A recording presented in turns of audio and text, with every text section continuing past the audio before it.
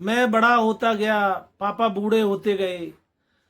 ना चाहते हुए भी धीरे धीरे उनसे लगाव कम होता जा रहा था, जैसे जैसे पापा बूढ़े होते जा रहे। मैं चाहता हूँ कुछ देर बैठूं, उनसे बातें करूं, पर वो एक ही बात की रट लगाने लग जाते थे। उन्हें लगता है मैंने सुना नहीं, सुनाई उन्हें कम देता है, तो मुझे भी कुछ कहने के लिए जोर से बोलना पड़ता है, या एक ही बात को 10 बार। मैं चिड़चिड़ा हो जाता हूँ उस वक्त, इसलिए मैं बचने लगा हूँ उनसे। चाहता हूँ कि उनसे कम ही बात करनी पड़े। वैसे अब वो भी माँ के जाने के बाद थोड़ा गुमसुम ही रहने लगे हैं। इधर कुछ महीनों से मैं सिर्फ सुबह शाम एक बार देख आता हूँ पापा के लिए उनके कमरे में। बीमार रहने लगे हैं अब, कमरे से बदबू भी आती है। एक लड़का रख रखा है हमने देखभाल करने के लिए पापा की।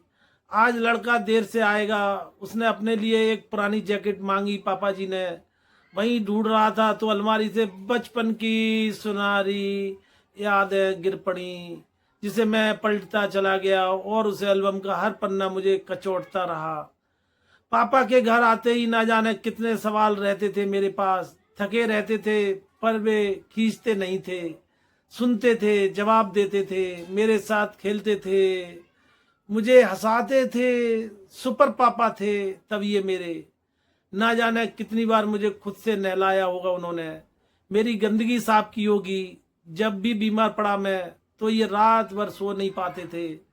जब पहली बार मेरे लिए उन्होंने बाइक ली थी और सीखते वक्त मेरे माथे पर चोट आ गई थी, 4 टांके आए थे, तो अपने सुपर पापा की आंखों में पहली बार मैंने आंसू देखे थे। हाथ माथे के टांकों के निशान पर अनाई सी पहुंच गया मेरा।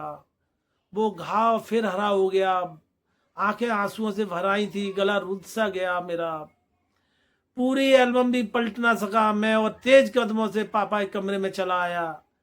पापा शायद बहुत देर से अपने गीले हो चुके कपड़ों के साथ उठने की कोशिश कर रहे थे। मुझे देख एक गुनाहगार की तरह सहम गए। मैं जाकर उनसे लिपट गया। कोई बात नहीं पापा, मैं हूं ना, आप चेंज कर देता हूं आपके कपड़े।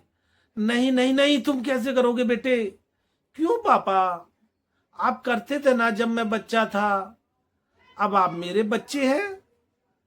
तो दोस्तों, ये कहानी एक पिता और पुत्र की है, और हमें इसी तरह से अपने पिता के प्रति रवैया बनाए रखना चाहिए। बुजुर्ग जब हो जाए हमारे पिता, तो हमारी कहानी आपको अच्छी लगी हो तो औरों के साथ शेयर करना, चैनल को सब्सक्राइब करना मत भूलना। मैं आपको ऐसी सामाजिक कहानियां सुनाता रहता हूँ।